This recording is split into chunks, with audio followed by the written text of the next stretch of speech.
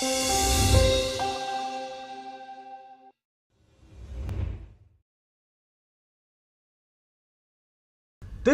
code is a step forward. It does tell some of the gaps which are there have been exposed. Where we should go has been made very clear, and to that extent I think it needs very good approval of everyone, especially powers that be. But in Indian situation, there are two things which we have to keep in view. First, the finance is also a tool for development, and development not only in terms of GDP, development also in terms of poverty removal, in terms of helping the deprived section. Credit is the command over goods and things. When you provide credit, that is the main task of the finance system. You are giving power to the person, and therefore how you can give this power is important. It is not merely the bankers, the regulators, the big borrowers, etc., who are in the picture. You have also to see those 40% who are not yet covered, and most of these 40% are below the poverty line. So any code which we are suggesting has to take this also in view, that the finance has also a promotional role. And is this thing going to promote the type of policies which will help the poor, or is it going to be something which is a good law by itself but has very little meaning for the very large number of people? And this is what I think we should look into.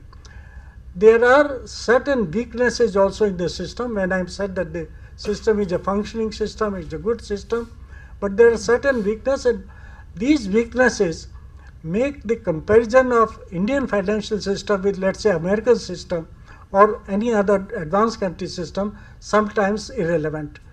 And that weakness is that at the ground level, the presence of the financial institution is very weak, and so when you concentrate only at the higher echelon, what we are forgetting is what is happening at the bottom level.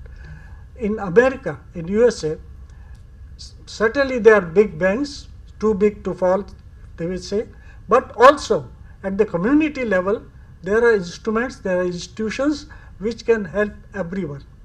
So also in most of the continental countries. Here what we are lacking is that you may have all these various policies, schemes,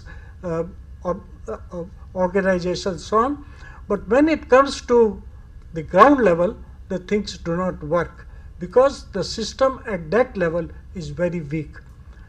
Our realities are our realities, and we will have to see whether this thing is implementable.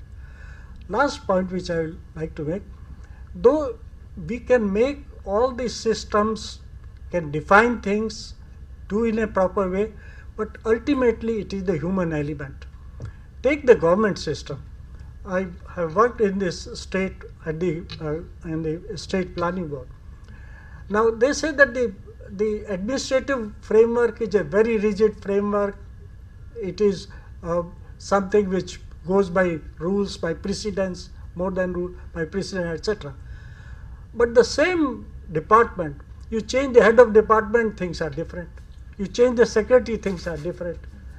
So human element in any of these arrangements will remain important, whatever might be the code. Therefore, what do? We can't leave it at that. It means we have to be very careful about the selection of regulators or selections of the people who will be given this task. What are the procedure for this selection? It is not merely that you should have an open selection, you should have a leader of opposition also, a member of the selection committee. These are all important things. But what are the criteria which we are looking at? And unless we are careful about the people who are managing this system, the system by itself will not function. Finally, this I agree with Mr. Dr.